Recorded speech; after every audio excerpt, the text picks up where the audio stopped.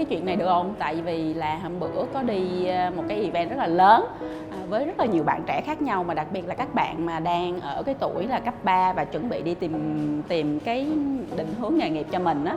Thì bữa đó Phi Vân đến, Phi Vân chia sẻ với các bạn về tech, tức là thế giới hiện nay nó đang thay đổi như thế nào, công nghệ mới nó có những cái gì và nó ảnh hưởng đến nghề nghiệp như thế nào. Xong rồi cái mình nói quá trời luôn, cái tự nhiên có một cô bé giơ tay lên hỏi chị Phi Vân cho em hỏi này được không? Nói ok em hỏi đi. Bạn hỏi em thấy chị Phi Vân nói rất là nhiều về tech, nói về công nghệ, nói về sáng tạo. Xong rồi nhà em á, người ai cũng hoảng lên hết trơn á, ai cũng muốn là em phải đi học ngành IT, làm lập trình viên. Nhưng mà em thì em lại thích học một cái ngành về nhân văn.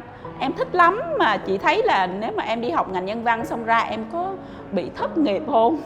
Dễ thương á. Xong rồi Phi Vân mới nói là em ơi không có sao hết đó. Trong cái sự chuyển đổi của cái thế giới hiện nay á, thì mình có hai cái hướng rất là khác nhau để có thể định hướng nghề nghiệp.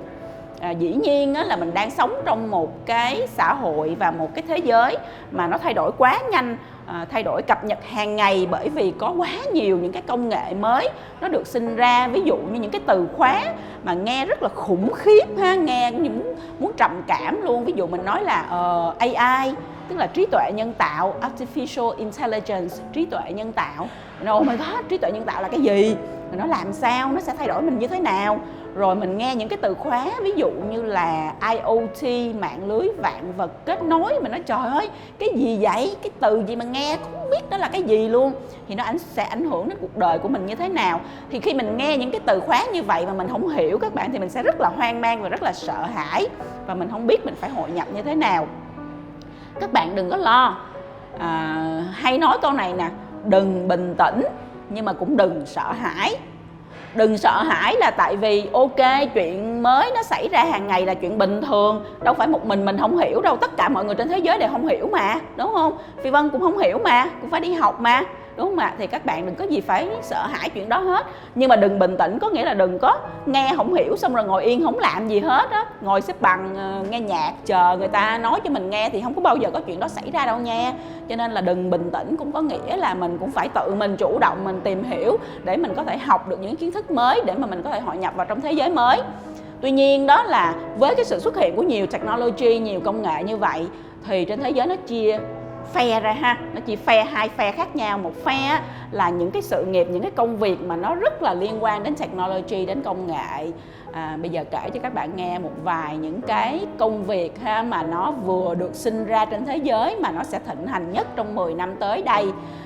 Nghe là hết hồn luôn á. Ví dụ nha, có một cái công việc nó gọi là data detective. Data là dữ liệu, detective là thám tử. Data detective là thám tử dữ liệu. Tự nhiên có cái nghề gì kỳ vậy ta, thám tử dữ liệu. Biết làm gì không? Là cái người này á, người ta chỉ làm có một việc thôi, đó là người ta sẽ đi kiếm ha, người ta đi dò xem là ở đâu có cái dữ liệu trong cái tổ chức này, dữ liệu của con người, dữ liệu của đội ngũ, dữ liệu của phòng ban, dữ liệu của tổ chức. Người ta sẽ tìm hết, những cái nguồn đó, xong người ta sẽ kết nối những dữ liệu này lại với nhau để người ta suy nghĩ và người ta phân tích xem là với một cái lượng dữ liệu như vậy, dữ liệu người ta thường gọi là dữ liệu lớn đó các bạn, big data, dữ liệu lớn, nó là vậy thôi, nó rất là đơn giản. Thì người ta có thể sử dụng nó để tìm ra một cái vấn đề gì giải quyết cho tổ chức của mình, nó làm việc hiệu quả hơn. Đơn giản như vậy thôi thì nó có cái nghề như thế. Rồi một cái nghề thứ hai nha, giả sử như bây giờ nó có một cái nghề thứ hai mà đang siêu hot nè, nó là nghề gọi là Man Machine Teaming Manager, siêu hot nha. Man là con người, machine là máy, teaming tức là kết nối đội ngũ lại với nhau, manager là người quản lý. Như vậy nó có một cái nghề là một người quản lý việc kết nối đội ngũ giữa người với máy lại với nhau. Đó, cái nghề kỳ không? Hồi xưa tới giờ mình làm việc với người thôi, tự nhiên cái bây giờ mình có thêm một cái nghề nó mới sinh ra là người với máy phải kết nối và làm việc với nhau. Và các bạn biết tại sao không? Bởi vì hiện tại nha, tính tới ngày hôm nay chúng ta đang ngồi nói chuyện với nhau á, là cái phân công lao động giữa người với máy nó khoảng như thế này là khoảng 25% là người làm và 75% là máy làm. Nhưng á, theo dự đoán của Diễn đàn Kinh tế Thế giới thì đến năm 2025 thôi các bạn, cái phần trăm mà phân công lao động này nó đã là người chỉ có làm 48% thôi, còn 52% là do máy thực sự làm việc. Như vậy thì mình sẽ hỏi mình là mình sẽ thất nghiệp đúng không? Tại vì máy làm hết rồi thì người làm gì? Đúng không ạ? Thì đó là lý do vì sao nó sinh ra những cái loại công việc mới mà trong đó người và máy phải thực sự là kết nối và làm việc với nhau. Nhưng mà đó là cái hướng công nghệ, tức là nếu các bạn thích những cái ngành về công nghệ, những cái ngành về khoa học, những cái ngành về sáng tạo thì các bạn đi theo cái xu hướng đó. Vậy nếu chúng ta không thích xu hướng đó thì chúng ta có thất nghiệp không? Thiệt sự là không nha. Tại vì trong cái thế giới của máy này á, thì nó có một cái thứ siêu hay, đó là nó có mở ra một cái định hướng cho người. Nếu bạn muốn mình khác máy thì bạn phải hết sức người, hay không? Nếu bạn muốn mình khác máy thì vị thế của bạn phải định vị cho mình là hết sức là human, hết sức là người. Như vậy thì có những cái job gì mà nó dành cho cái người siêu người đây?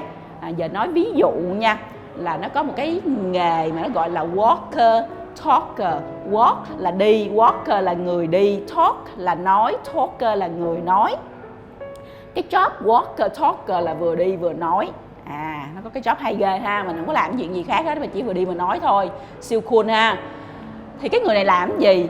Trong thế giới của máy á, thì các bạn biết rồi, máy nhiều quá, số hóa nhiều quá, thì con người á, suốt ngày á, chỉ có ở trên mạng, online, sống cuộc đời á, nó cũng ảo nữa. Cuộc đời của mình toàn là Instagram với lại Facebook với lại là TikTok không à, chứ cuộc đời thật không có, đúng không? Rồi con người đâu có nhìn vô mắt nhau để nói chuyện đâu, con người chỉ comment, tả tim, đúng không ạ? Thì như vậy á, cuộc sống online nó làm cho cuộc sống offline của mình nó cực kỳ khó khăn, làm cho con người ta cực kỳ cô độc, làm cho cái việc giao tiếp giữa người với người nó quá là hy hữu, và nó làm cho con người ta đi đến một cái trạng thái gọi là bị cô đơn và bị trầm cảm. Các bạn thấy có nhiều người bị trầm cảm, và hiện nay các bạn thấy đó, trong xã hội này biết bao nhiêu người vì trầm cảm mà tự tử rồi, đúng không ạ? Đó là cái hệ quả của cái xã hội mà nó phát triển quá nhanh về công nghệ. Cho nên á, nếu mà mình có thể làm một cái job gọi là walker talker, tức là mình chỉ có là mình đến mình kết nối với một người nào đó, mình ngồi đó mình lắng nghe người ta nói, mình đi dạo với người ta, mình nói chuyện với người ta để cho người ta bớt cô đơn và bớt trầm cảm hơn, thì nó thành một cái job hay dữ không? Thì nếu mình là một con người mà có khuynh hướng nhân văn và rất là human như vậy á, thì mình sẽ có một cái job mà nó hoàn toàn nghe không có chút công nghệ nào trong đó hết, mà nó nghe chỉ là cái sự tiếp cận và tiếp xúc bằng trái tim của một con người mà thôi. Thì các bạn có hai hướng các bạn có thể chọn. Các bạn có thể chọn cái hướng sự nghiệp tech, hoặc các bạn có thể chọn cái hướng sự nghiệp rất là người như thế. Nên các bạn đừng có hoang mang, đừng sợ hãi, nhưng cũng đừng bình tĩnh. Các bạn bắt đầu suy nghĩ bây giờ là được rồi đó. Và suy nghĩ cái hướng nào thì mình sẽ tìm được những cái môn học, những cái trường đại học, hoặc là những cái trường ở bên ngoài, cũng không cần phải đại học luôn, mà nó phù hợp với là cái ngành nghề của mình để học cái nghề đó mà thôi, không có gì phải sợ hết. Và cuối cùng thì Phi Vân nghĩ là ở cái độ tuổi của các bạn là những người mà đang muốn định hướng nghề nghiệp á, thì các bạn chịu khó, các bạn để ý, các bạn theo dõi những cái thông tin mới ở trên thế giới nhiều hơn, đọc nhiều hơn, chịu khó hỏi nhiều hơn, thì các bạn sẽ định hướng được cho mình, và định hướng dù đó là gì đi chăng nữa thì nó cũng có những cái ngành tương ứng để giúp cho các bạn hội nhập vào tương lai. Cho nên không có gì phải hoang mang nha. Nếu như mà có gì thắc mắc, đặt câu hỏi gì nữa đó thì các bạn gửi về cái email ở trên màn hình ha. Và trong những cái số tới mà có dịp thì Phi Vân sẽ nói nhiều hơn, sâu hơn về từng cái định hướng. Một là định hướng tech thì sẽ có những cái ngành nào, và định hướng về human thì sẽ có những cái job nào mà hot nhất trên thế giới trong vòng 10 năm tới để giúp các bạn nhiều hơn. Và tất cả mọi thứ mà chúng ta mong muốn đạt được trong thế giới này đều có vô số cách. Chỉ là mình lazy ha, mình hơi làm biếng, mình không có chịu suy nghĩ và động não, mình không có chịu vẽ ra thôi.